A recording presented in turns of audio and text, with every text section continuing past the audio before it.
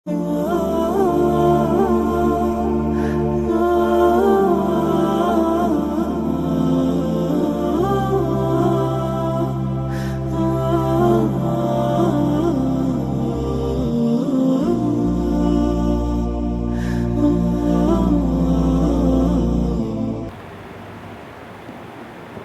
الحمد لله نحمده ونستعينه ونستغفره ونعوذ بالله من شرور أنفسنا ومن سيئات أعمالنا. من يهده الله فلا مضل له ومن يضلل فلا هادي له. أشهد أن لا إله إلا الله وحده لا شريك له وأشهد أن محمدا عبده ورسوله صلى الله عليه وعلى آله وأصحابه وسلم تسليما مزيدا. Amma ba'd, jemaah sekalian yang semoga dimuliakan dan dirahmati oleh Allah Subhanahu wa taala. Alhamdulillah, tentunya kita bersyukur kepada Allah Subhanahu wa taala dan memuji Allah Subhanahu wa taala. Dan seperti itulah seharusnya seorang mukmin. Ya. Rasulullah sallallahu alaihi wasallam mengajarkan kita bahwa seharusnya seorang mukmin senantiasa memuji Allah Subhanahu wa taala apapun kondisinya. Ya. Makanya kita dapat di riwayat Aisyah radhiyallahu taala anha ketika menjelaskan tentang Nabi sallallahu alaihi wasallam, atau di antara kebiasaan Nabi sallallahu alaihi wasallam, beliau mengatakan idza ra'a ma yasur yaqulu alhamdulillahilladzi bi ni'matihi tatimmu shalihat. Kata Aisyah, kalau Rasulullah mendapati sesuatu yang beliau sukai, beliau akan mengatakan segala puji bagi Allah yang dengan nikmatnya sempurnalah segala bentuk kebaikan. Dan memang tidak ada satupun kebaikan kecuali itu bagian dari nikmat Allah Subhanahu wa taala. Dan kata Aisyah, wa idza ra'a ma yakrah yaqul alhamdulillahi ala kulli hal. Dan kalau Rasulullah mendapati sesuatu yang kurang beliau sukai, maka beliau akan mengatakan alhamdulillah atas setiap keadaan. Ya. Maka tentu kita bersyukur pada malam hari ini atas disempurnakannya nikmat kebaikan untuk kita. Ya. Alhamdulillah, dengan izin dan taufik dari Allah Subhanahu wa taala, kita bisa meluangkan waktu untuk duduk di majelis ilmu. Ya. Meskipun mungkin sebagian kita punya aktivitas berat, ya, di pagi hari, siang hari, sore harinya, tapi alhamdulillah dengan kemudahan dan taufik dari Allah kita mau duduk di majelis ilmu. Ya. Dan ini bukan karena kita hebat, ya, tapi karena Allah lah yang berikan kita taufik. Betapa banyak orang-orang yang tahu keutamaan duduk di majelis ilmu, tapi masih berat duduk di majelis ilmu. Ya. Hari ini kita lihat majelis ilmu, ya, di beberapa tempat, ya, tidak lebih ramai dari kafe-kafe tempat orang nongkrong. Ya. Padahal banyak orang-orang tahu, ya, tentang betapa, ya, baiknya dan betapa besarnya ganjaran orang-orang yang duduk di majelis ilmu. Maka pertama kita harus sadari dulu bahwa kemudahan dalam melakukan ketaatan itu adalah nikmat besar dari Allah Subhanahu wa taala. Jadi jangan sampai kita melihat nikmat itu dengan sebelah mata, ya. Ngelihat nikmat itu hanya kebaikan duniawi aja. Oh, anak-anak ini mudah diarahkan, ya. Pekerjaan lancar, ya, alhamdulillah jabatan bisa naik. Bukan hanya sekedar itu nikmat dari Allah Subhanahu wa taala. Tapi bahkan yang lebih baik dari itu Allah kasih untuk kita. Apa itu? Nikmat berupa kebaikan agama. Ya. Makanya Ibnu Qayyim mengatakan nikmat itu adalah ni'amul ladzat wa ni'amut ta'at. Nikmat itu ada yang bentuknya kelezatan duniawi yang disukai sama jiwa kita, ya, seperti harta, ya, tadi jabatan, kedudukan, ya, perkara-perkara duniawi. Dan kata beliau ada juga nikmat yang bentuknya adalah kemudahan dalam melakukan ketaatan kepada Allah Subhanahu wa taala. Apalagi kalau kita sampai bisa merasakan manisnya ketaatan. Ya. Nah, ini menjadi PR kita hari ini. Ya. Bagaimana agar kita sampai pada tingkatan kita merasa bahagia dan nikmat dengan ketaatan kita kepada Allah Subhanahu wa taala. Jadi nuntut ilmu itu bukan beban di pundak kita yang kita pengen cepat selesai. Ya. Tapi sebuah nikmat yang kita merasa nyaman dan tenang. ya. Dan seperti itu harusnya seorang mukmin, ya. Maka tentu kita bersyukur atas nikmat, ya, dimudahkannya kita untuk duduk di majelis ilmu pada malam hari ini, ya. Apalagi insyaallah kita akan berbicara atau kita akan mendengarkan ayat-ayat Al-Quran dan juga hadis-hadis Nabi Sallallahu Alaihi Wasallam yang insyaallah semuanya akan mendatangkan minimalnya keberkahan dan rahmat Allah Subhanahu wa Ta'ala. Maka sebelum kita mulai masuk ke pembahasan kita pada malam hari ini, ya, Ana mengingatkan diri pribadi dan juga tentunya ikhwah sekalian atau akhwat yang alhamdulillah hadir pada malam hari ini. Mari kita sama-sama ikhlaskan niat kita, ya. Kita duduk di majelis ilmu untuk membenahi diri kita di hadapan Allah Subhanahu wa Ta'ala. Kita duduk di majelis ilmu agar Allah mudahkan jalan kita menuju surga Allah Subhanahu wa Ta'ala. Jadi ngaji itu bukan sekedar gaya-gayaan, udah banyak orang ngaji kemudian kita ikutan ngaji, atau karena gak enak kemudian kita ikut duduk di majelis ilmu. Tapi kita ngaji, duduk di majelis ilmu karena kita pengen membenahi diri kita. Dan insya Allah kalau itu niatnya jemaah, Allah akan mudahkan kita. Kalau memang itu niat kita, Allah pasti akan mudahkan kita, ya. Karena Ibnu Abbas pernah mengatakan bahwasanya pertolongan Allah itu sesuai dengan kadar keikhlasan kita, ya. Salah satu contohnya mungkin yang bisa kita jadikan pelajaran, mungkin jemaah pernah dengar kisah Nabi Yusuf, ya? Pernah dengar kisah Nabi Yusuf? Ingat bagian kisah Nabi Yusuf ketika beliau digoda? Insya Allah ingat, ya, karena itu salah satu bagian atau part dari kisah Nabi Yusuf yang populer, ya. Insya Allah semua kita pernah mendengar. Ketika Nabi Yusuf digoda alaihi salam, ya, ternyata Allah Subhanahu wa Ta'ala tunjukkan burhan, ya. Wa laqad hammat bihi wa hamma biha laula an ra'a burhan rabbih, ya. Ketika Nabi Yusuf sudah digoda, ya, Zulaikha, ya, berniat kepada Nabi Yusuf, maka ternyata apa? Nabi Yusuf melihat burhan, tanda kekuasaan Allah Subhanahu wa Ta'ala, sehingga beliau apa? Diselamatkan oleh Allah Subhanahu wa Ta'ala dari maksiat. Apa yang Allah sebutkan di penghujung ayatnya? Innahu min ibadina mukhlasin. Sesungguhnya Yusuf itu adalah hamba-hamba pilihan, mukhlasin. Dalam qiraah lain dari Al-Quran, innahu min ibadina mukhlisin. Alasannya kenapa? Karena dia hamba-hamba, termasuk dari hamba-hamba yang ikhlas.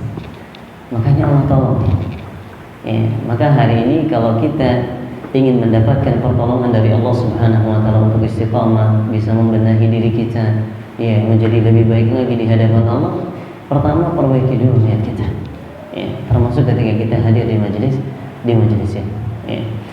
Baik, hadirin atau jemaah sekalian yang semoga dimuliakan dan dirahmati oleh Allah Subhanahu wa Ta'ala. Insyaallah pembahasan kita pada malam hari ini sebagaimana yang mungkin sudah disebarkan infonya, ya, bahwa kita akan membahas tentang kajian Sirah Nabawiyah, ya. Ya, tema kita dari jahiliyah menuju cahaya risalah, ya. Kalau kita dengar kata jahiliyah, ya, mungkin yang terbesit dalam benak kita adalah perkara-perkara yang buruk, ya. Ini yang kita ketahui. Tetapi mungkin poin pertama yang perlu kita ketahui bahwa memang kalau disebutkan tentang jahiliyah itu kan dari kata jahil. Apa artinya jahil? Lawan dari ilmu, ya, tidak berilmu, ya, atau bodoh kalau bahasa yang agak sedikit kasar, ya. Bodoh, zaman yang dipenuhi dengan kebodohan, tidak jauh dari agama yang diturunkan oleh Allah Subhanahu wa Ta'ala. Ini zaman jahiliyah, ya. Tetapi kita harus tahu bahwa memang zaman jahiliyah itu adalah zaman kegelapan, zaman yang begitu rusak, ya. Tetapi bukan berarti maksudnya tidak ada kebaikan sama sekali. Ini diantara yang mungkin terkadang kita terlupa, ya. Kalau dengar jahiliyah sudah pokoknya semuanya buruk, ya. Padahal, ya, kalau disebutkan tentang zaman jahiliyah, ada bagian dari zaman jahiliyah, ya, yang memiliki kebaikan, ya.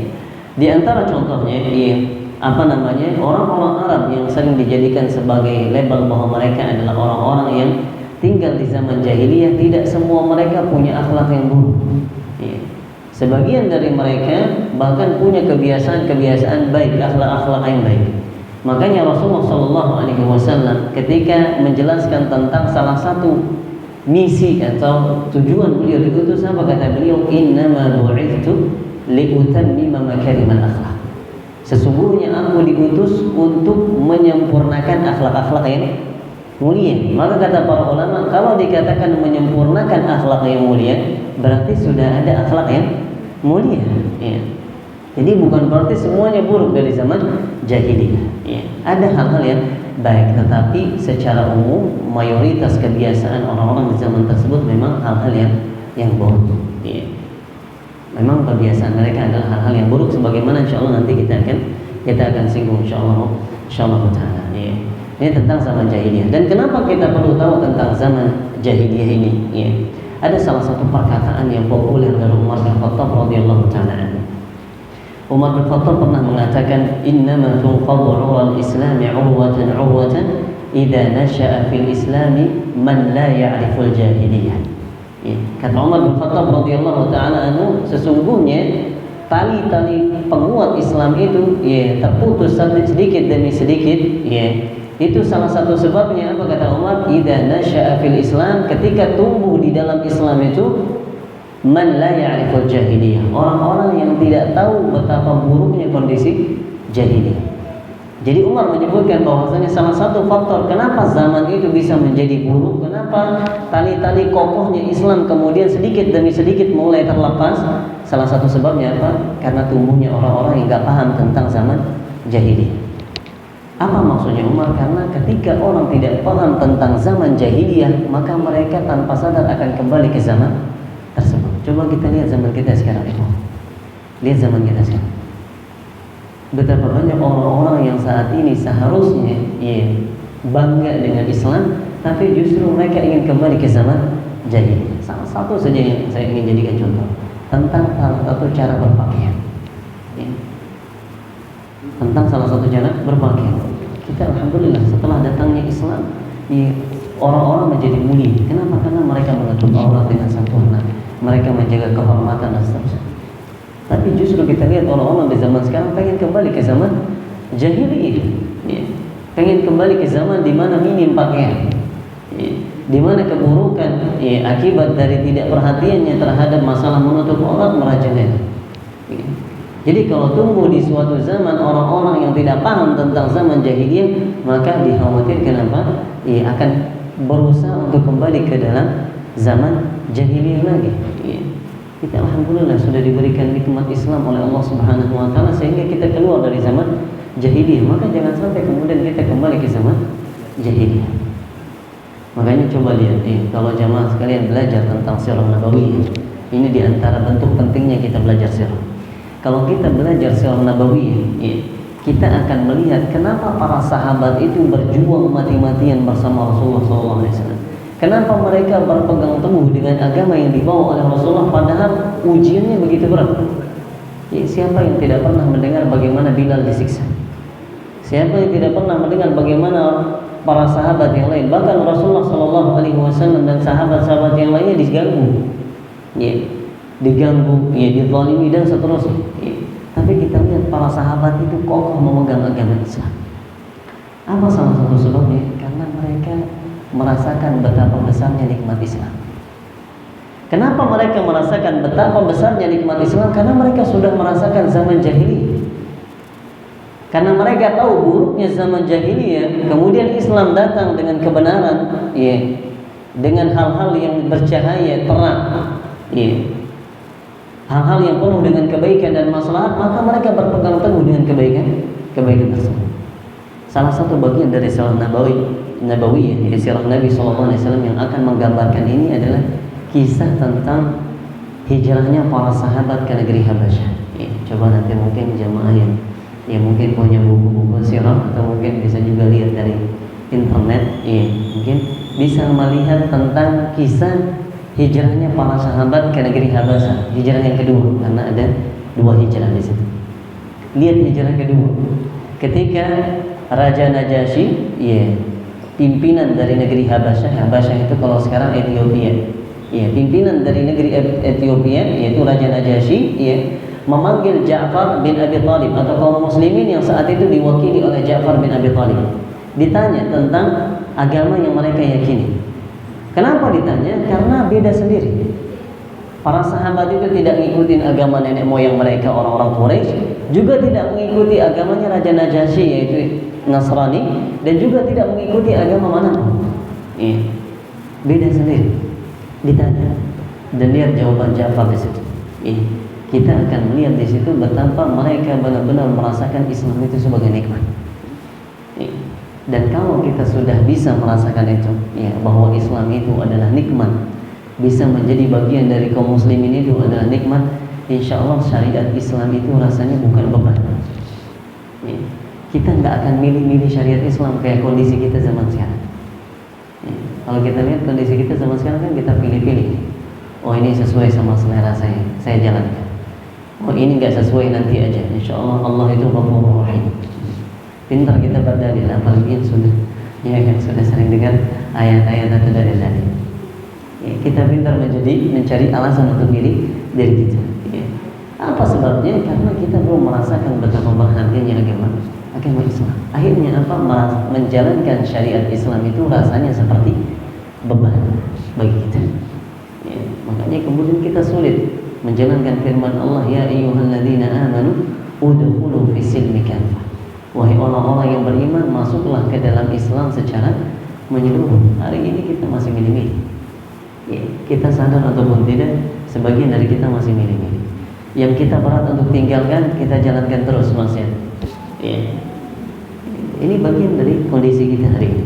Ini sebabnya apa? Salah satu sebabnya karena kita belum menganggap dan merasakan atau belum menyadari bahwa berpegang teguh dengan Islam itu adalah nikmat dari Allah Subhanahu wa Ta'ala, sebagaimana yang dirasakan oleh para sahabat saja. Ya. Nanti bisa dilihat ucapan Ja'far. Intinya Ja'far di situ mengatakan, ya wahai Raja Najasyi, kita ini adalah kaum jahiliyah. Kita menyembah berhala. Kemudian disebutkan keburukan-keburukan jahiliyah. Kami memakan bangkai, kami menzalimi yang kuat, menzalimi yang lemah. Disebutkan keburukan-keburukan jahiliyah. Kemudian beliau mengatakan, kemudian datang kepada kami seorang Rasul yang kami tahu nasabnya, kami tahu kejujurannya dan amanahnya. Kemudian dia menyeru kami untuk mengesahkan Allah. Disebutkan sama Ja'far bin Abi Thalib tentang kebaikan Islam. Jadi dua-duanya disebutkan tentang buruknya jahiliyah dan juga tentang baiknya Islam. Dan hari ini yang perlu kita kasih. Ya, makanya kalau ada misalnya salah satu kajian bahas tentang masail jahiliyah misalnya. Apa artinya masail jahiliyah? Masail jahiliyah itu perkara-perkara jahiliyah. Penting kita pelajari. Karena keburukan itu perlu dipelajari. Apa tujuannya? Agar kita tidak terjatuh di dalam keburukan tersebut. Masih ingat sahabat Nabi yang suka bertanya tentang keburukan? Siapa namanya? Siapa namanya sahabat Nabi yang suka bertanya tentang keburukan, tentang fitnah? Masih ada yang pernah dengar? Namanya Hudzaifah ibn Yaman. Mungkin mulai ingat lagi. Apa kata Hudzaifah? Kana an-nas yas'aluna Rasulullah sallallahu alaihi wasallam 'anil khair. Kata Hudzaifah, biasanya para sahabat itu, orang-orang nanya Rasulullah itu tentang kebaikan. Dan ini memang semangatnya para sahabat. Wahai Rasulullah, apa amalan yang paling utama? Wahai Rasulullah, apa amalan yang paling dicintai sama Allah? Ini pertanyaan tentang kebaikan, saking semangatnya berbuat baik. Tapi apa kata Hudzaifah? Wa kuntu as'aluhu 'anil syarr. Tapi aku biasanya, kata Hudzaifah, itu bertanya tentang keburukan. Apa kata beliau alasannya? Makhafata an yudrikani. Karena aku takut terjatuh di dalam keburukan tersebut. Ya. Makanya populer di kalangan para ulama ungkapan man la ya'rifu syarra waqa'a fihi. Orang yang enggak tahu keburukan bisa jadi dia akan terjatuh di dalam keburukan tersebut. Ya, makanya Islam itu kan isinya dua. Ya. Sebenarnya apa? Melakukan perintah dan menjauhi larangan. Melakukan kebaikan dan meninggalkan keburukan. Ini kan isinya Islam. Ya, dan kita tidak bisa meninggalkan keburukan kecuali kalau kita sudah tahu keburukan tersebut. Ya. Nah inilah pentingnya kemudian kita menyinggung tentang perkara-perkara jahiliyah agar itu menjadi pelajaran buat kita. Jangan sampai kita mengulang kesalahan yang sama. Ya. Ya, seperti yang terjadi di beberapa generasi yang mengulang kesalahan-kesalahan yang dilakukan oleh generasi-generasi sebelumnya, akhirnya terfitnah. Ya. Tersebarlah fitnah yang kemudian membahayakan agama mereka. Ya. Maka kita perlu belajar. Ya. Baik, jamaah sekalian yang semoga dimuliakan dan dirahmati oleh Allah Subhanahu wa taala. Jadi belajar tentang kondisi jahiliyah itu penting. Ya. Dan salah satu cara kita belajar tentang kondisi jahiliyah itu adalah dengan belajar sirah nabawiyah. Ya. Disitulah kita akan melihat bagaimana kondisi orang-orang Quraisy dari sebelum Rasulullah SAW diutus sampai beliau wafat. Kita akan melihat bagaimana perkembangan kondisi mereka dari sebelum datangnya Islam sampai datangnya Islam. Maka disitulah nanti kita akan menyadari banyak kebaikan. Pertama, kita akan menyadari tentang berharganya Islam, apa yang saya sebutkan tadi. Yang kedua, kita akan menyadari betapa besarnya perjuangan Nabi SAW dan para sahabat. Kalau kita sudah rasakan itu, insya Allah kita akan menganggap Islam ini berharga. Kenapa? Karena alhamdulillah kita nggak perlu berjuang kayak sahabat Nabi radhiyallahu anhu. Akhirnya kita pun akan merasa apa? Kita akan merasa kecil ketika bahas para sahabat, ketika bahas Rasulullah SAW. Kita pun termotivasi untuk apa? Untuk melakukan yang terbaik untuk agama kita sebagaimana dilakukan oleh para sahabat. Makanya kita lihat di antara hal yang memberikan dampak yang kurang baik bagi generasi kita zaman sekarang ini karena kurangnya sosok-sosok yang baik yang mereka kenali, yang mereka idolakan. Lihat anak-anak muda di zaman sekarang. Berapa di antara mereka yang belajar tentang sirah nabawiyah, belajar tentang para sahabat? Sedikit dari mereka. Akhirnya yang mereka idolakan adalah orang-orang yang jauh dari agama, sehingga mereka pun jauh dari agama Allah SWT. Maka kita mulai, meskipun kita lihat di beberapa majelis ilmu itu jarang anak muda yang ada, tapi meskipun kita yang sudah mulai berusia, kita perlu belajar. Tujuannya apa? Semoga kita bisa teladani, kemudian dilihat sama anak-anak kita, dilihat oleh masyarakat yang ada di lingkungan kita, sehingga ini menjadi sunnah hasanah yang kemudian pahalanya terus mengalir bagi kita. Karena sunnah hasanah itu bukan hanya tentang ilmu yang kita ajarkan, tetapi contoh yang kita kasih pun itu bisa menjadi sunnah hasanah. Baik, ikhwas sekalian yang semoga dimuliakan dan dirahmati oleh Allah Subhanahu wa taala. Jadi dari jahiliyah, maksudnya dari kondisi jahiliyah sebelum Nabi sallallahu alaihi wasallam diutus sampai kemudian menuju cahaya risalah, yaitu ketika Rasulullah sallallahu alaihi wasallam diutus. Baik, kita coba bahas dulu tentang bagaimana kondisi orang-orang Arab atau bangsa Arab sebelum diutusnya Rasulullah sallallahu alaihi wasallam. Baik, di antara kondisi mereka yang pertama, di antara yang disebutkan oleh para ulama, kalau kondisi agamanya, maka sebelum Rasulullah sallallahu alaihi wasallam diutus, kalau menjelang beliau diutus, itu memang kondisi orang-orang Arab maupun selain Arab itu dalam puncaknya kerusakan. Dari mana kita ketahui ini? Dari sabda Nabi SAW di dalam sahihnya Imam Muslim. Rasulullah itu pernah bersabda, sebagaimana diriwayatkan oleh Imam Muslim, Inna Allah nadhara ila ahli al-ardi.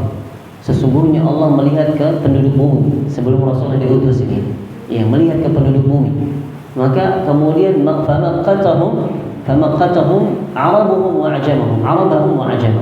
Kemudian kata Nabi, maka Allah pun murka kepada mereka, entah itu yang Arab ataupun yang bukan Arab. Kenapa Allah murka kepada mereka? Karena begitu besarnya dan menyebarnya kerusakan di mana-mana. Lalu kemudian Nabi mengatakan illa baqaya min ahli kitab, kecuali sebagian kecil, segelintir kecil dari orang-orang ahli kitab yang masih berpegang teguh dengan kitab yang Allah turunkan seperti Taurat dan Injil. Jadi secara umum rusak. Zaman saat itu puncaknya kerusakan. Entah itu di Arab ataupun di luar Arab, semuanya rusak. Kalau di Arab contohnya banyak. Mereka di antara kondisi zaman jahiliyah itu mereka menganggap perzinahan itu sebagai bagian dari pernikahan. Bahkan sebagian ulama mengatakan pernikahan itu ada 4 jenis kalau di zaman jahiliyah. Pernikahan yang seperti biasa, sama pernikahan sampai menawarkan istrinya untuk digauli oleh laki-laki lain. Sampai kemudian ada wanita yang mengangkat bendera tanda bahwasanya dia siap didatangi oleh laki-laki manapun. Dan itu mereka anggap sebagai sebuah pernikahan. Padahal jelas-jelas itu adalah sebuah perzinahan. Jadi kerusakan di mana-mana. Kalau di luar Arab kita bisa melihat misalnya contohnya Persia. Salah satu kaum atau negara yang saat itu mayoritasnya agamanya adalah Majusi. Persia itu Majusi, penyembahan. Mereka membolehkan nikah sedara. Jadi seorang ayah nikahi anaknya, seorang kakak nikahi adiknya, itu diperbolehkan di tengah-tengah mereka, karena mereka nggak punya tuntunan. Jadi benar-benar kondisi penduduk bumi sebelum Rasulullah SAW diutus atau menjelang beliau diutus itu puncaknya kerusakan. Makanya sampai Allah murka kepada mereka. Ya. Ini kondisinya. Ya, termasuk orang-orang yang ada di negeri Arab. Ya. Jadi kalau kita lihat rusak dari semua sisi, dari sisi agama, sosial, semuanya rusak. Ya. Baik, kalau kita fokus tentang bagaimana kondisinya orang Arab. Jadi orang yang pertama kali menempati Mekah ini kan Hajar. Tahu Hajar itu? Siti Hajar kalau bahasanya kita. Ya. Siti Hajar istrinya Nabi Ibrahim alaihissalam. Ya. Setelah beliau memiliki anak Nabi Ismail, dibawalah kabur ya, karena menghindari istri pertamanya yaitu Sarah saat itu. Maka dibawalah Hajar dan juga anaknya beliau yaitu Nabi Ismail alaihissalam ke daerah Mekah, ke tempat Mekah. Dan beliau adalah orang pertama yang menempati Mekah. Dan kalau kita pengen tahu kisahnya seperti apa, nanti bisa coba dicek lagi ya, tentang sejarah air Zam-Zam. Coba dicek ya. Karena berhubung tema kita nggak masuk ke situ, ya takutnya nanti habis waktunya untuk bahas itu. Ya semoga para jamaah penasaran habis itu belajar lagi gitu kan. Ya jadi nggak selalu instan di majelis ilmu. Ya, kadang kita sesekali perlu dibuat penasaran biar kita mau nyari sendiri, ya, baca, mau hadir di majelis ilmu lagi gitu ya.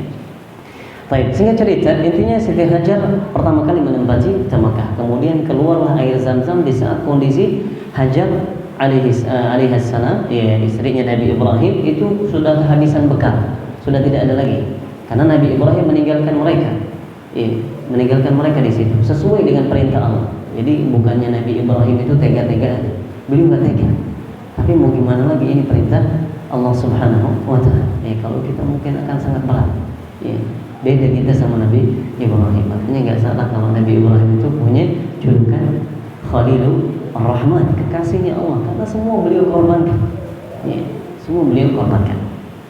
Baik, setelah Siti Hajar di situ tinggal bersama Nabi Ismail, mulailah datang beberapa kabilah dari Yaman.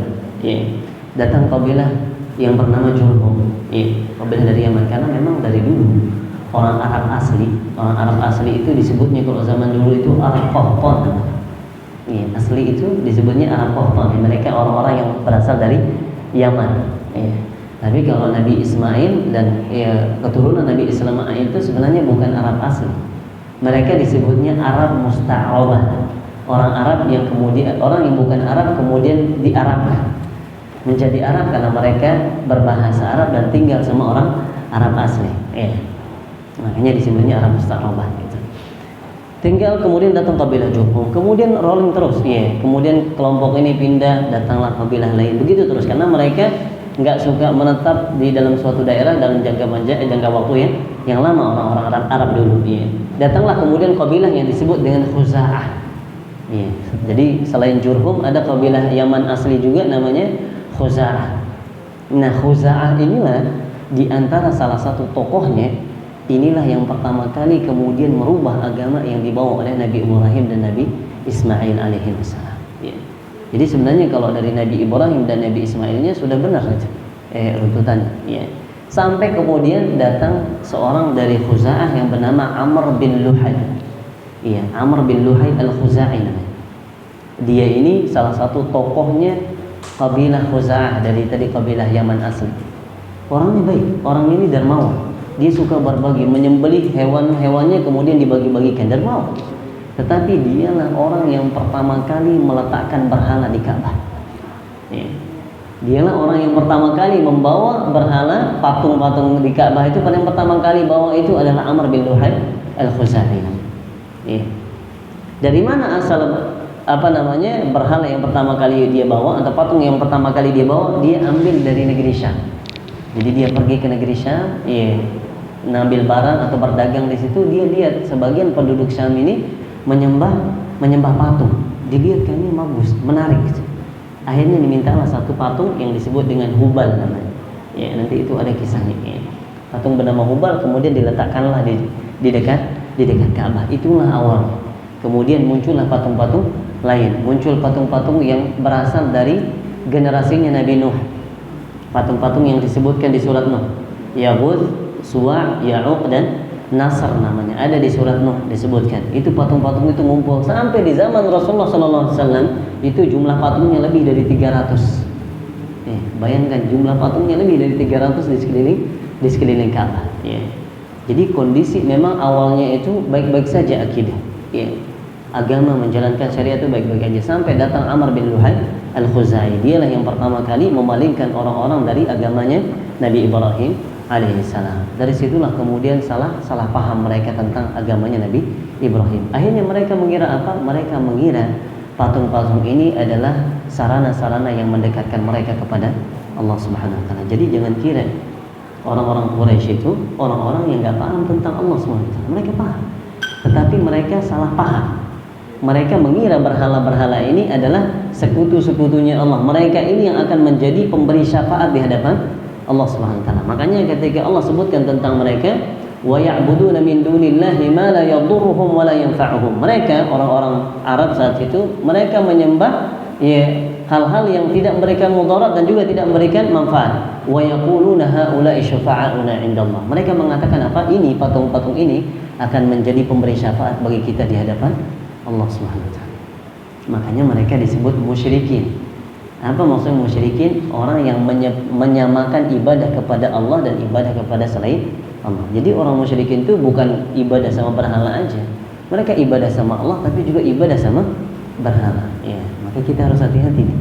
Jangan sampai salah paham. Ketika ada orang muslim misalnya kemudian juga mengarahkan ibadahnya kepada selain Allah, harus hati-hati.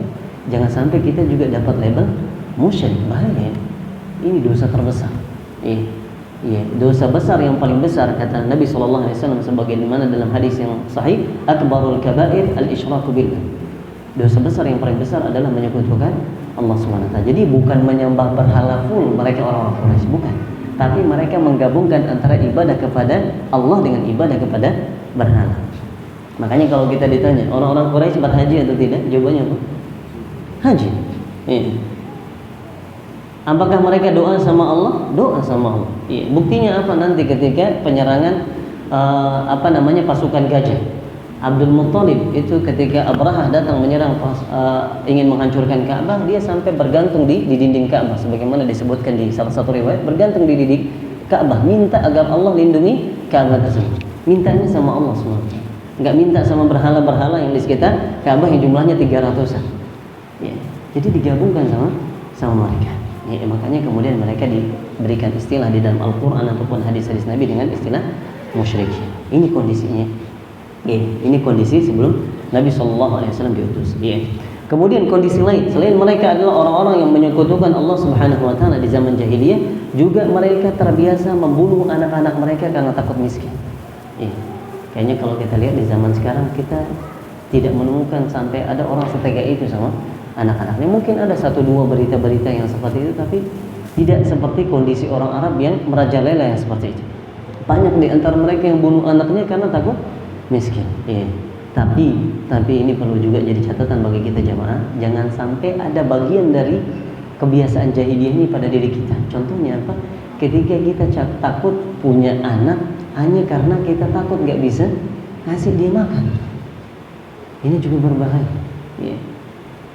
Berbahaya. Ini ada unsur bagian dari kebiasaan jahiliyah. Padahal Allah sudah janji. Ini suudzon sama Allah. Kalau ada orang sampai takut nggak bisa ngasih makan kalau dia punya anak, ini dia suudzon sama Allah SWT. Padahal apa kata Allah di dalam Al-Quran? Nahnu narzuqukum wa iyyahum. Kami yang akan kasih kalian rizki dan juga mereka anak-anak kalian. Diulang lagi sama Allah, nahnu narzuquhum wa iyyakum, dibalik sama Allah. Kami yang kasih anak-anak kalian rizki dan kasih kalian rizki. Jadi nggak ada sebenarnya yang perlu dikhawatirkan. Kan makanya kata orang tua kita dulu kan sering, anak itu adalah penambah rizki. Makin banyak anak makin banyak rizki, bahasanya orang tua kita dulu. Masya Allah. Ini keyakinan yang luar biasa dan itu benar. Karena Allah yang janji, Allah yang akan kasih rizki untuk anak-anak kita. Coba kita lihat. Terkadang kita yang terlalu banyak kekhawatiran. Saya baru kemarin kalau nggak salah duduk sama salah satu ustaz. Mungkin ini bisa jadi intermezzo sekaligus faedah buat kita.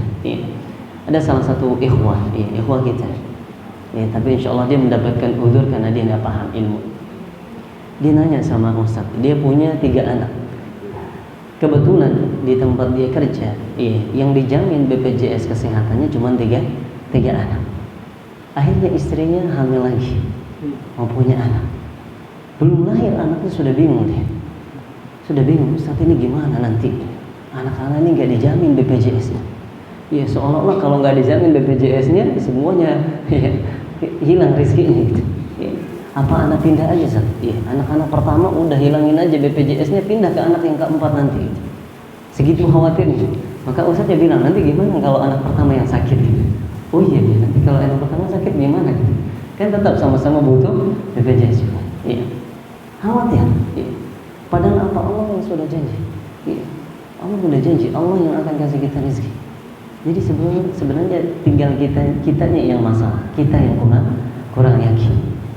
Kita yang kurang yakin. Ya. Maka ya semoga kita mulai lebih tenang dalam hal-hal yang seperti itu. Sifatnya hal-hal yang sudah Allah jamin, hal-hal yang sudah Allah tetapkan, kita husnudzon sama Allah. Latih jiwa kita ini untuk husnudzon sama Allah dan suudzon sama diri kita sendiri. Jangan dibalik. Kita husnudzonnya sama diri kita sendiri, tapi suudzonnya sama Allah SWT. Kita harus husnudzon sama Allah karena Allah itu sesuai dengan prasangka hambanya. Kenapa kita perlu suudzon sama diri kita sendiri? Biar kita terus benahi diri kita. Kalau ada masalah sama rezeki kita, bukan Allah yang kita komplain, tapi diri kita yang kita komplain. Bisa jadi usaha kita belum maksimal, bisa jadi tawakal kita masih kurang, bisa jadi karena dosa-dosa kita. Karena dosa itu pasti akan berdampak pada diri kita, pada rezeki kita, pada keluarga kita. Ya. Baik, ini diantara kebiasaan jahiliyah. Jadi mereka biasa membunuh anak-anak mereka karena takut nggak bisa makan, atau takut anak mereka akan mengambil jatah makan mereka. Ini saking dahsyat buruknya kondisi jahiliyah. Seburuk-buruknya zaman kita hari ini kayaknya belum sampai seperti itu, dan semoga Allah Subhanahu wa taala senantiasa jaga kita dan juga jaga generasi kita untuk terus berjalan di atas kebenaran. Baik, kemudian di antara kebiasaan mereka juga, mereka orang-orang Quraisy atau orang-orang Arab saat itu, yang mereka orang-orang yang terbiasa mengubur anak perempuan mereka hidup-hidup. Ini termasuk juga bagian dari kebiasaan yang parah ini, mengubur anak hidup-hidup. Kenapa mereka mengubur anak perempuan hidup-hidup? Karena mereka takut celaan. Mereka melihat anak perempuan itu sebagai aib. Makanya Allah sebutkan di dalam Al-Quran tentang ini, wa idza busyira ahaduhum bil untha dhalla wajhuhu muswaddan wa huwa kadhib. Kalau seandainya salah seorang di antara mereka diberi kabar gembira bahwa mereka mendapatkan anak perempuan, karena dulu nggak ada USG, jadi nggak bisa ngelihat dulu ini laki atau perempuan. Kalau ada USG mungkin bukan ngubur tapi digugurin dulu gitu kan. Begitu mereka dapat berita bahwa yang lahir itu perempuan, langsung berubah wajahnya, kata Allah. Dhalla wajhuhu muswaddan. Ia menghitam, semakin gelap wajahnya. Kenapa berubah wajahnya? Menahan amarahnya. Kok yang lahir perempuan gitu? Kenapa? Karena bagi mereka anak perempuannya itu aib. Bagi mereka anak perempuan itu aib. Aib dari sisi apa? Pertama, karena bisa jadi karena kondisi jahiliyah saat itu, bisa jadi anak perempuan itu kemudian hamil, hamil sebelum nikah. Ini pun juga aib. Yang kedua, anak perempuan itu tidak bisa mendatangkan apa-apa, justru hanya menghabiskan harta. Kalau laki-laki kan bisa keluar nyari duit, nyari uang gitu. Dan perempuan itu tidak bisa menyambung nasab. Tidak bisa menyambung nasab, karena kalau orang Arab itu kan nasabnya itu nanti dari laki-laki. Kalau anaknya perempuan maka nikah, maka anaknya nanti itu ngikut nasab bapaknya, bukan ibunya gitu. Maka terputus. Makanya ini menjadi aib bagi mereka. Dan itu kemudian mereka sampai mengubur anak perempuan hidup-hidup. Ini dahsyatnya kondisi jahiliyah. Maka kalau ada orang-orang di suatu generasi sampai kembali ke zaman seperti itu, ini sudah terlalu keterlaluan. Padahal kita sudah datang agama Islam yang begitu mengajarkan dengan banyak kebaikan. Banyak kebaikan yang diajarkan di dalam syariat Islam. Baik, kemudian contoh terakhir mungkin, contoh terakhir tentang jahiliyah ini, di antara contoh terakhir adalah bahwasanya mereka terbiasa dengan khamr, minum khamr. Bahkan minum khamr itu udah jadi kebiasaan. Ya.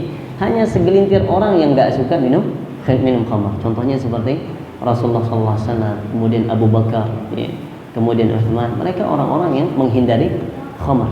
Ya. Tapi secara umum khamar ini menjadi suatu kebiasaan. Padahal kalau kita lihat dari sisi fitrahnya sendiri sudah tidak sesuai.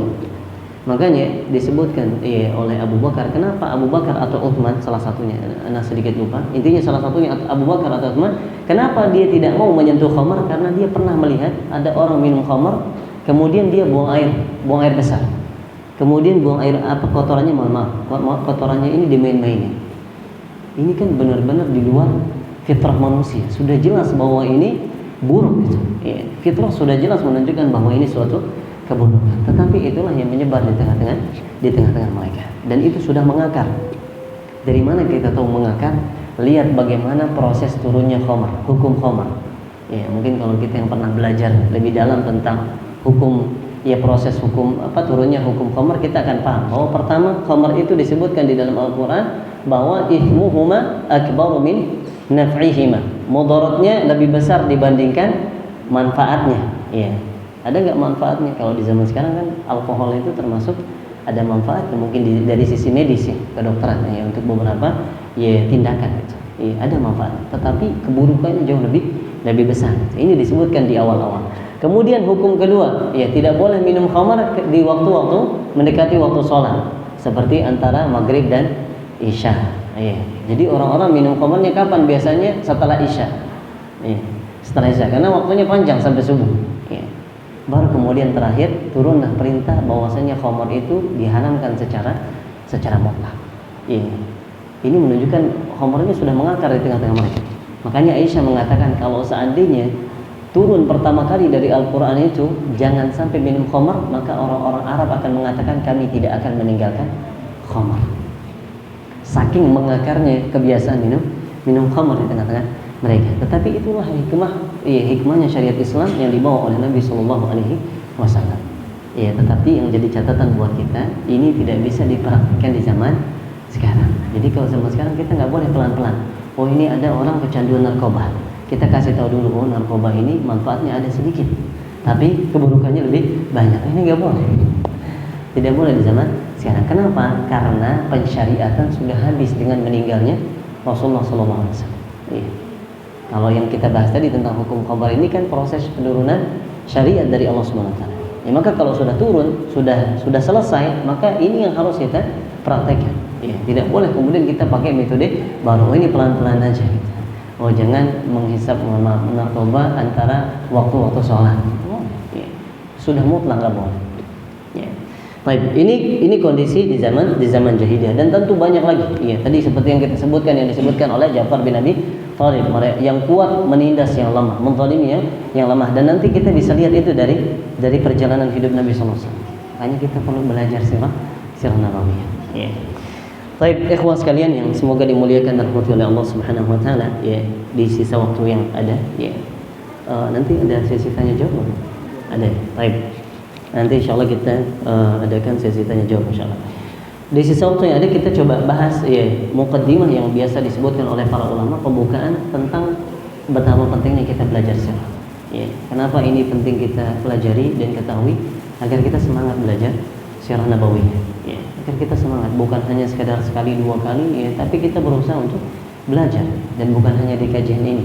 Ya, kan sekarang media sudah banyak, ya, tempat-tempat kajian juga sudah banyak. Usahakan kita punya satu kajian yang salah satunya bahas sirah nabawiyah. Ya, kenapa? Karena manfaatnya sangat besar.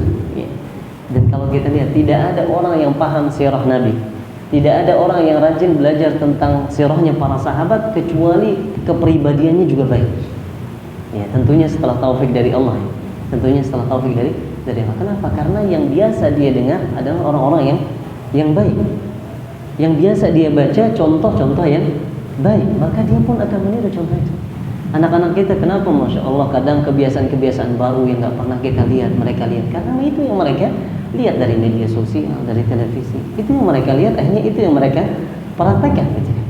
Makanya kita ini sesuai dengan apa yang kita lihat, apa yang kita dengar, itu yang akan menjadi kebiasaan kita. Kalau kita biasa dengar belajarnya orang-orang tentang orang-orang baik, kita akan termotivasi ngikutin orang-orang yang baik. Makanya para tabi'in dulu, ya, tahu tabi'in insyaallah ya jemaah. Tabi'in itu muridnya sahabat. Tabi'in itu juga diajarin sama para sahabat bagaimana mereka mencintai Abu Bakar sama Umar. Agar apa? Agar mereka contoh Abu Bakar sama Umar. Ya. Ini perlu salah satu treatment yang mungkin hilang dari rumah-rumah kita. Bagaimana kita mengajarkan anak-anak kita tentang orang-orang soleh. Kasih buku-buku yang menceritakan tentang orang-orang baik, sehingga itu yang mereka teladani. Ya. Baik, ikhwan sekalian yang semoga dimuliakan dan dirahmati oleh Allah Subhanahu wa taala. Di antara pentingnya belajar sirah yang pertama, bahwa belajar sirah nabawiyah merupakan kebiasaannya para ulama salaf. Ya, orang-orang soleh sebelum kita mereka belajar sirah nabawiyah. Makanya disebutkan di dalam salah satu riwayat, anak dari cucunya Rasulullah sallallahu alaihi wasallam. Rasulullah kan punya cucu dari Ali bin Abi Thalib, yaitu Hasan dan Husain. Ya, Husain punya anak namanya Ali, ya, Ali bin Al-Husain. Ya, jadi cucunya Ali juga namanya Ali. Ya, ini bahasa mudanya. Anak dari cucunya Nabi Sallallahu Alaihi Wasallam. Ali bin Al-Husain, ya radhiyallahu taala anhuma pernah mengatakan, beliau mengatakan, kunna nu'allamu maghazi an-nabi sallallahu alaihi wasallam kama nu'allamu suratu min al-Qur'an. Kata beliau, dahulu kami diajarkan tentang maghazi. Maghazi itu perang-perang yang dilakukan oleh Nabi Sallallahu Alaihi Wasallam dan para sahabat, dan secara umum sirahnya perjalanan hidupnya Nabi Sallallahu Alaihi Wasallam. Kata beliau, dahulu kami biasa diajarkan tentang sirah nabawiyah, peperangan-peperangan yang dilakukan oleh Nabi, sebagaimana kami diajarkan sebuah surat dari Al-Quran. Ya. Jadi para sahabat, para tabi'in, tabi'ut tabi'in, orang-orang soleh sebelum kita bukan cuma belajar Quran, tapi mereka juga belajar tentang sirahnya Nabi. Ya. Karena ini besar dampaknya. Ya. Besar dampaknya dalam membentuk kepribadian kita. Ya. Bahkan Imam Az-Zuhri juga mengatakan fi ilmil maghazi ilmul akhirati wad dunya. Ilmu tentang sirah itu ada ilmu dunia sama akhiratnya. Maksudnya itu tadi, dampaknya baik untuk dunia kita. Kalau kepribadian kita sudah baik, insya Allah dunia kita juga akan dimudahkan sama Allah SWT. Sekarang saya tanya Pak, ya, di antara kondisi sulit yang kita hadapi, ya, insya Allah kita sama-sama setuju, ya, di zaman sekarang ini kita sulit untuk nyari orang yang amanah, benar atau tidak?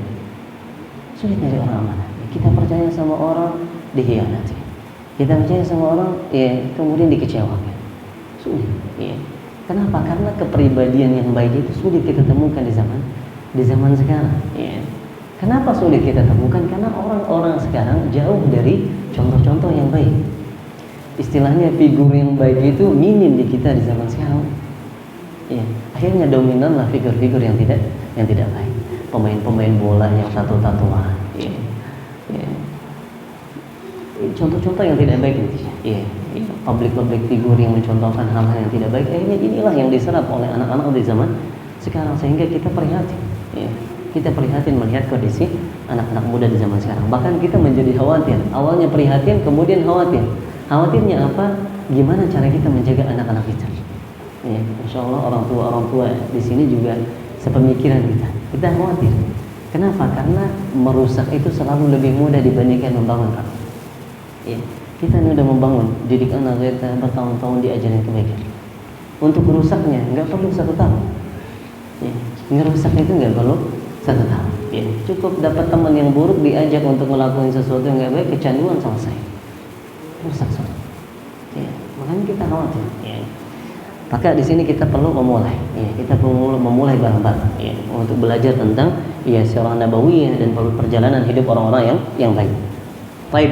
Kemudian Ibnu Jauzi juga mengatakan, ini juga motivasi buat kita. Kata beliau, ra'aitul ishtighala bil fiqh wa sima' al hadits la yakadu yakfi fi salahil qalb. Apa kata Imam Ibnu Jauzi? Beliau mengatakan, aku melihat bahwasanya menyibukkan diri dengan ilmu fikih, kemudian mendengarkan hadis, kata beliau itu tidak cukup untuk membuat hati itu menjadi soleh. Ya, maksudnya membuat hati jadi baik. Belajar fikih penting nggak? Penting. Belajar hadis penting nggak? Penting. Dua-duanya penting.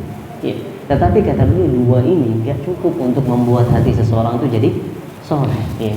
Apa sebabnya, Pak? Karena kita butuh yang bentuknya praktek langsung. Kita kan kadang tahu kebaikan ini baik, ini baik. Dari mana kita ngelihat prakteknya? dari orang-orang saleh yang mempraktekannya, dari Nabi SAW. Kita mungkin sering mendengar akhlak Rasulullah itu seperti Al-Quran, tapi kalau cuma dikasih tahu akhlak Rasulullah seperti Quran, kalau cuma dikasih tahu sebatas itu, kita neladaninya gimana, Pak? Sulit. Ini Al-Quran ini banyak isinya, bingung gitu ya. Tapi dengan kita belajar sirah, disitulah kemudian kita lihat, oh ini yang dimaksud dengan prakteknya. Ini prakteknya. Bahkan kita dapat di sebagian, terkadang belajar seperti fikih ini justru membuat hati yang sebagian orang yang salah di dalam belajar itu menjadi keras hati. Keras dalam masalah apa? Oh, belajar fikih, oh tenang, ini ada khilaf para ulama. Ketika salah, oh ini nyari-nyari yang paling ringan. Oh, kalau ada permasalahan dia butuh itu halal, nyari-nyari ada nggak pendapat ulama ini bilangnya halal. Ada orang seperti itu. Ada orang seperti itu. Akhirnya apa? Hati menjadi keras. Makanya Ibnu Jauzi mengatakan gak cukup belajar fikih sama belajar hadis doang untuk membuat hati kita menjadi baik. Kemudian beliau mengatakan illa ayyumzaja birraqa'iq wan nadhar fi siyar salafis salih. Kecuali kalau belajar fikih, belajar hadisnya itu diikuti dengan belajar raqa'iq. Raqa'iq itu nasihat-nasihat yang melembutkan hati, seperti tazkiyatun nufus. Pernah dengar tazkiyatun nufus, Pak? Iya.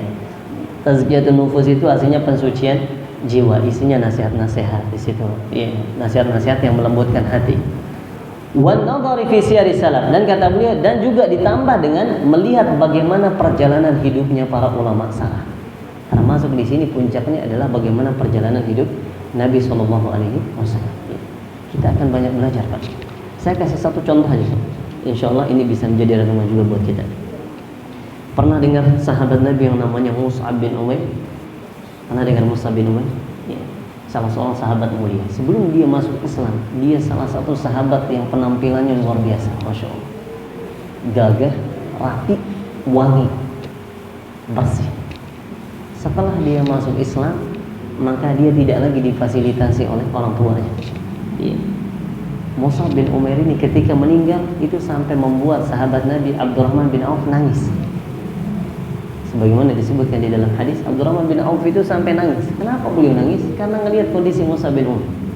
Nangis beliau. Mus'ab bin Umair ini ketika dia meninggal, pakaian yang dia gunakan itu satu-satunya pakaian. Dan kalau digunakan sebagai kain kafan, kalau kakinya ditutup, sebagaimana normalnya itu kain kafan yang kita gunakan untuk membungkus jenazah, kalau kakinya ditutup, kepalanya kelihatan. Kalau kepalanya ditutup, kakinya kelihatan. Saat itu kondisi. Ini orang soleh, orang yang luar biasa jasanya terhadap agama Islam. Tapi kita yang nggak punya jasa apa-apa terhadap Islam, yang tinggal menikmati nikmatnya Islam, terkadang kita banyak ngeluh. Nah, belajar dari sini, ini yang akan membuat kita kuat. Ini yang akan membuat rasa syukur itu lebih dominan dibandingkan mengeluh. Ini yang akan mendorong kita menjadi orang yang lebih sabar lagi. Ternyata orang-orang hebat pun banyak yang lebih susah dari kita. Kapan kita bisa benar-benar menyimpulkan ini? Ketika kita disuguhi cerita-cerita orang-orang soleh seperti ini. Makanya tadi kita perlu belajar tentang hal-hal seperti ini untuk melembutkan hati kita. Sekelas Mus'ab bin Umair yang jasanya luar biasa. Orang-orang di Madinah, nanti akan dijelaskan di Sirah Nabawi. Orang-orang di Madinah itu masuk Islam rata-rata sebabnya Mus'ab bin Umair. Sampai-sampai Imam Nawawi mengatakan kalau Mus'ab bin Umair gak punya keutamaan selain menjadi sebab dia adalah sebab banyaknya orang-orang Madinah masuk Islam, maka itu sudah cukup menunjukkan betapa mulianya Mus'ab bin Umair. Karena setelah Bai'at Aqabah, Rasulullah mengutus Mus'ab bin Umair untuk berdakwah di Madinah. Sebelum Rasulullah hijrah dan para sahabat, Mus'ab bin Umair dulu yang diutus. Orang-orang hebat itu banyak masuk Islam dengan sebab Mus'ab bin Umair. Masya Allah, luar biasa. Tetapi orang sehebat itu ternyata kondisi beliau meninggal pun seperti itu. Lalu bagaimana dengan kita? Baik, ikhwas sekalian yang semoga dimuliakan oleh Allah Subhanahu wa taala.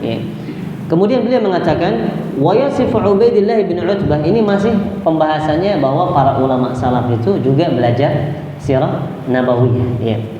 Baik.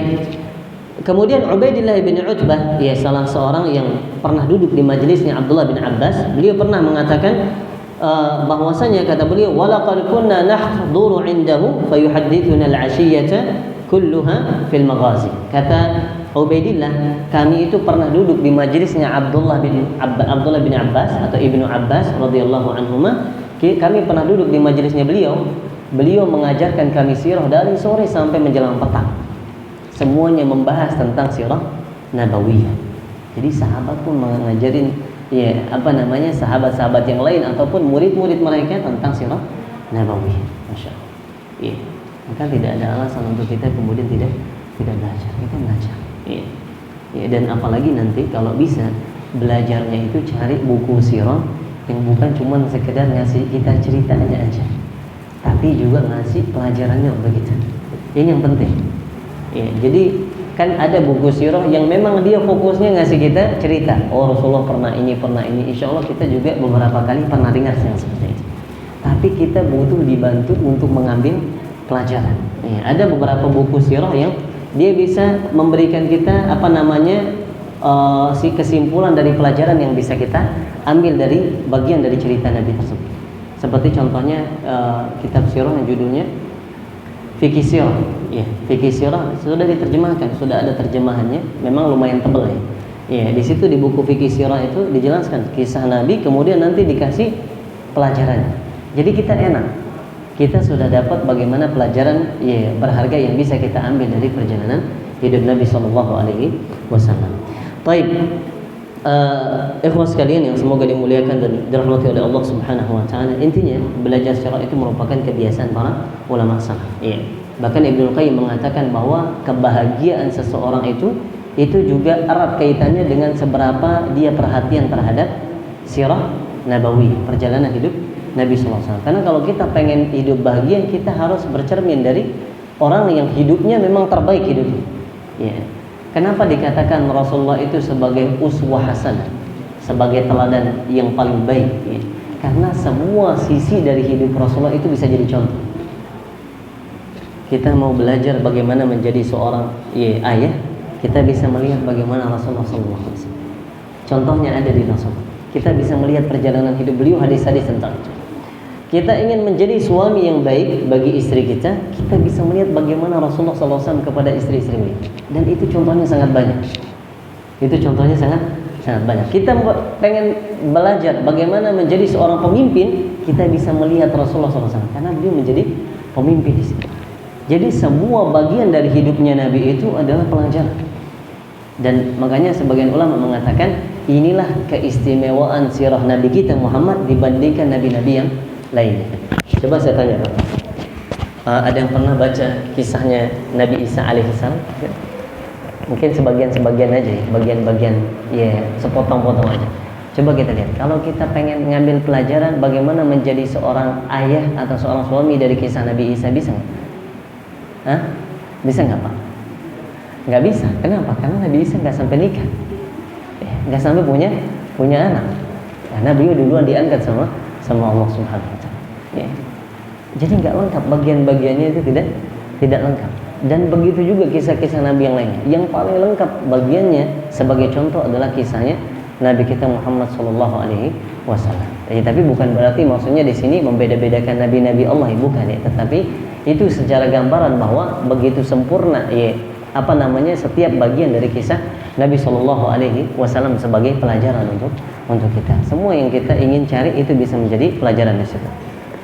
Baik, ikhwas sekalian yang semoga dimuliakan dan dirahmati oleh Allah Subhanahu wa taala. Kemudian, urgensi yang kedua, kenapa kita penting belajar sirah nabawiyah? Karena kita perlu meneladani Rasulullah sallallahu alaihi wasallam. Jadi ketika Allah berfirman, mungkin kita sering dengar ayat ini, laqad kana lakum fi rasulillahi uswatun hasanah. Sungguh telah ada pada diri Rasulullah itu teladan yang baik. Kata para ulama apa? Hada khabarun yufidul amr. Ini kan kalau kita lihat kalimatnya itu seperti berita, benar ya? Mengabarkan, ya kan? Allah di situ mengabarkan bahwasanya Rasulullah itu adalah teladan yang baik. Ya. Tetapi kata para ulama, di dalam info itu, di dalam kabar tersebut terdapat perintah. Jadi Allah bukan cuma ngasih tahu kita bahwa Rasulullah ini teladan, tetapi Allah perintahkan kita untuk meneladani Rasulullah SAW. Ya.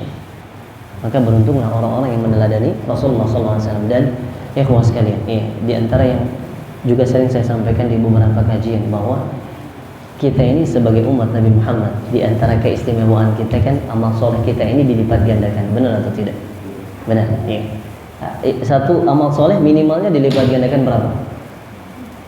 10 kali lipat sampai 700 kali lipat. Sekarang kalau kita ditanya apa indikatornya, tolak ukurnya kita itu dapat 10 kali lipat, 50 kali lipat, 100 kali lipat, atau sampai 700 kali lipat? Apa indikatornya? Salah satunya kata para ulama, ya, salah satunya tentang baiknya Islam kita sebagai seorang mukmin, dan bagaimana Islam kita ini baik ketika kita meneladani Rasulullah SAW. Ya, makanya terkadang kalau kita lihat sahabat-sahabat itu ibadah-ibadah mereka itu bukan ibadah yang nggak bisa dikejar. Kita bisa ngejar sebagian sahabat ini bisa kita kejar ibadah. Ya, maksud saya kita bisa beribadah secara kuantitas seperti itu. Tetapi dari sisi kualitas kita nggak bisa ngejar. Kenapa? Karena tadi ilmu mereka tentang bagaimana Rasulullah, bagaimana menjalankan ibadah itu dengan cara terbaik, ini mereka lebih unggul dibandingkan kita. Kenapa? Karena mereka tahu bagaimana Rasulullah menjalankan. Ya, makanya mereka lebih unggul dari sisi kualitas ibadah.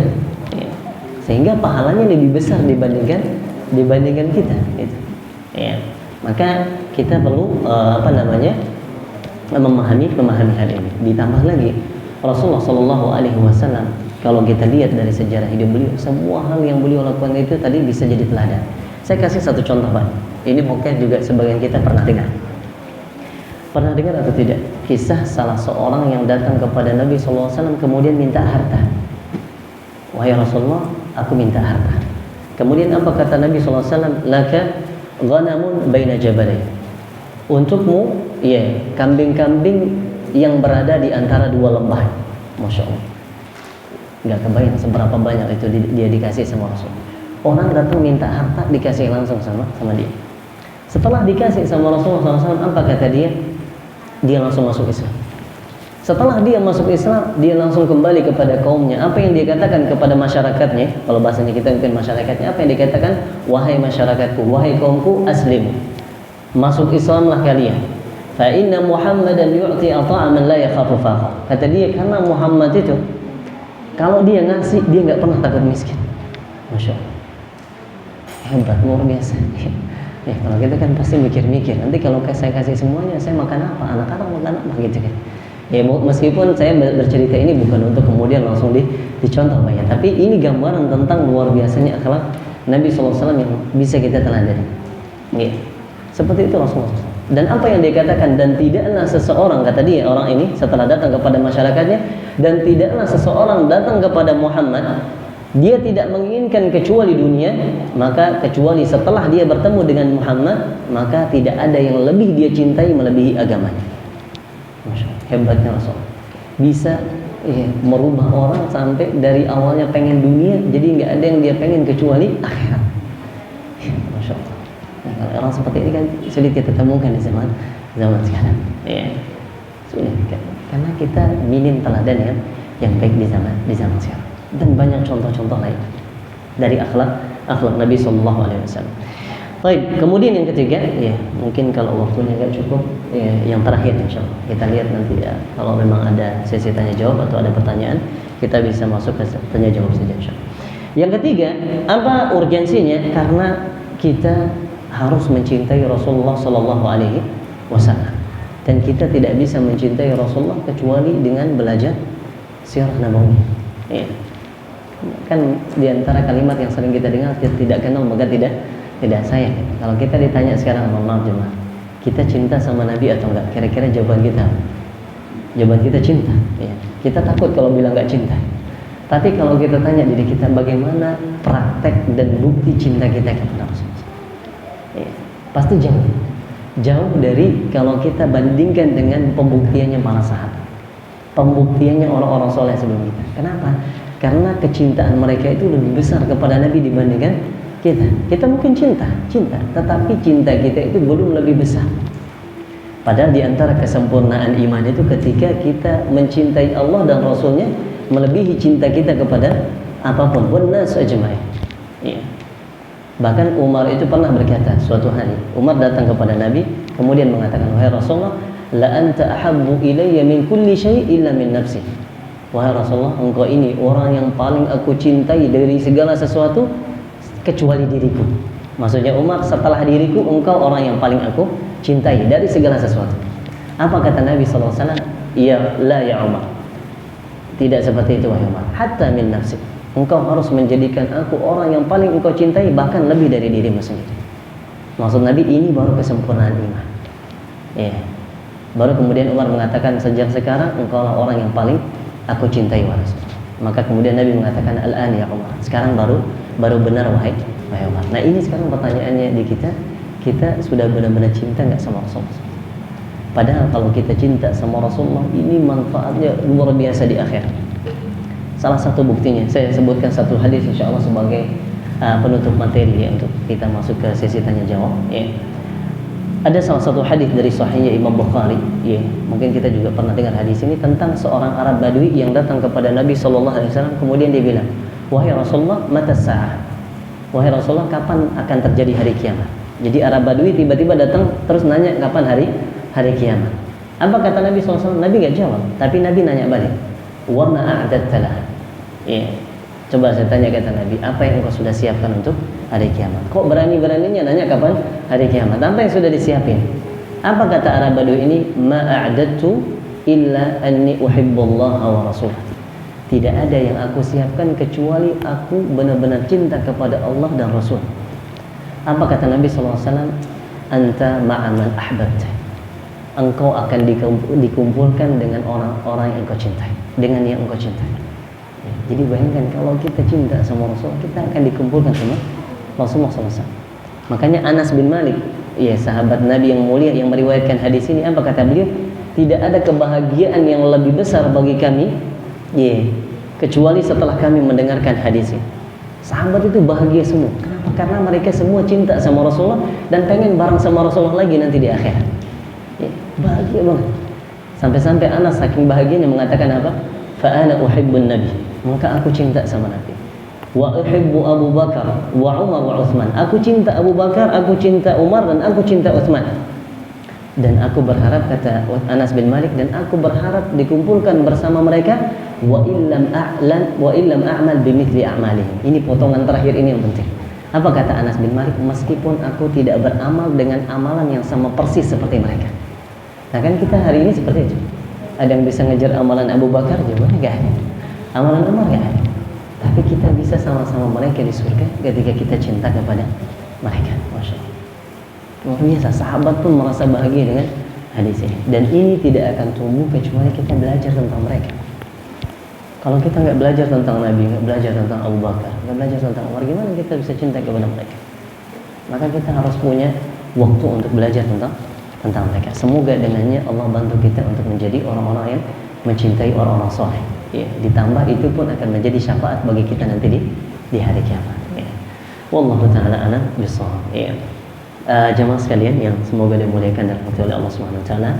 Itu beberapa muqaddimah ya tentang sejarah nabawiyah, ya tentang zaman jahiliyah, dan juga tentang betapa pentingnya kita belajar ya atau murajaah kembali tentang perjalanan hidup Nabi sallallahu alaihi wasallam untuk kita ambil pelajarannya agar kita menjadi orang-orang yang cinta kepada Rasulullah dan juga meneladani Rasulullah sallallahu alaihi wasallam. Ya, wallahu a'lam bishawab. Barangkali ada pertanyaan dari jamaah ya ikhwah dan akhwat ya dipersilakan.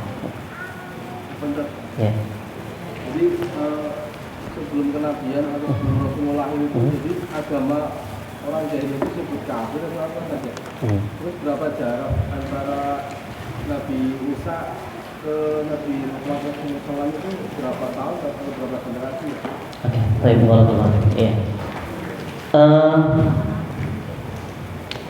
Pertama, ya terkait agamanya, apakah mereka kafir? Orang-orang musyrikin itu dihukumi kafir. Jadi meskipun mereka kalau ditanya siapa yang menciptakan langit dan bumi, siapa yang ngasih mereka rezeki, mereka jawabnya Allah, tapi mereka dihukumi kafir. Kenapa dihukumi kafir? Karena mereka tidak merealisasikan tauhid penghambaan, ubudiyah atau uluhiyah yang sering kita dengar. Mereka tidak menunjukkan ibadahnya murni hanya kepada Allah Subhanahu wa taala. Kenapa? Karena kalau mereka tidak kafir, kita tidak akan mendapati Rasulullah memerangi mereka. Ya, Rasulullah tidak mungkin mendakwahi mereka. Ya. Tetapi ya tadi mereka diistilahkan musyrikin karena tadi mereka masih menggabungkan, dan menggabungkan ini bukan berarti maksudnya tidak kufur. Ya, mereka kufur karena tadi menggabungkan antara ibadah kepada Allah dan juga selain Allah SWT. Ditambah lagi mereka nggak mau beriman sama Rasulullah SAW. Mereka nggak mau beriman, kan mereka mendustakan Rasulullah SAW. Padahal semua bukti kerasulan sudah dikasih sama Rasul. Mereka minta Rasulullah belah bulan, dibelahin bulan semua. Ya. Banyak permintaan-permintaan mereka dikasih dalam bentuk mukjizat, tapi mereka nggak mau beriman. Dikasih Al-Quran sebagai mukjizat, malah sembunyi-sembunyi dengerin Quran. Nggak mau. Ya. Maka mereka dihukumi kafir. Ya. Cuman istilahnya aja yang berbeda, diistilahkan dengan musyrikin. Ya. Karena lebih detail, mendetailkan tentang kondisi mereka yang sebenarnya. Karena kalau disebut kafir kan ada dua kemungkinan, entah masih menggabungkan musyrikin tadi, atau benar-benar kafir, nggak ibadah sama sekali sama Allah SWT. Ya. Jadi yang pertama, jadi agama mereka dihukumi kafir, orang musyrikin. Kemudian yang kedua, pertanyaan tentang berapa jaraknya Rasulullah itu. Kalau kita lihat kelahirannya dari sisi Masehi, kan Masehi itu perhitungannya dari kelahiran Nabi Isa. Ya, tahun Masehi itu kan zamannya Nabi Isa. Kalau kita lihat lahirnya Nabi itu sekitar tahun 580-an Masehi. Jadi kalau ditanya jaraknya sekitar 500 sampai 600 tahun dari Nabi Isa alaihissalam. Makanya sebagian ulama mengatakan bahwa antara Nabi Isa dan Nabi Muhammad ini disebutnya dengan zaman fatrah. Ya, orang-orang yang tinggal di zaman tersebut disebutnya dengan ahlul fatrah. Orang-orang yang berada di zaman tidak ada kerasulan, jeda antara Nabi Isa dan Nabi Muhammad SAW. Ya. Dan mereka ini tidak akan akan mendapatkan perlakuan yang berbeda nanti. Ya. Maksudnya mendapatkan perlakuan yang berbeda. Ahlul fatrah ini nanti mereka tidak langsung diadab, tapi diuji nanti sama Allah Subhanahu Wa Taala. Diuji sama Allah Subhanahu Wa Taala. Itu jarak dari Nabi Isa ke Nabi Muhammad Sallallahu Alaihi Wasallam. Wallahu a'lam. Ada pertanyaan lain? Barangkali ibu-ibu, biasanya ibu-ibu banyak pertanyaan.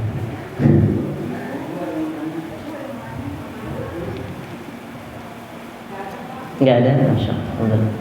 Ada lagi? Jemaah? Cukup? Kayaknya sudah paham semua, Masya Allah.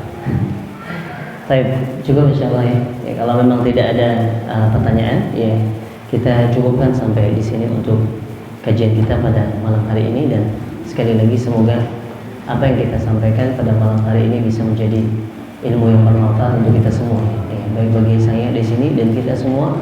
Dan semoga kita diberikan taufik untuk menjadi orang-orang yang semangat berpegang teguh dengan petunjuk dan teladan yang dicontohkan oleh Rasulullah SAW. Ya. Wallahu a'lam bishawab. Hada wa sallallahu ala nabiyyina Muhammad wa akhiru da'wana alhamdulillahi rabbil alamin. Subhanakallahumma wa bihamdika أشهد أن لا إله إلا أنت أستغفرك وأتوب إليك. وجئت ألقي أسايا رباه عفوك إني للنور مدت يدايا نزعت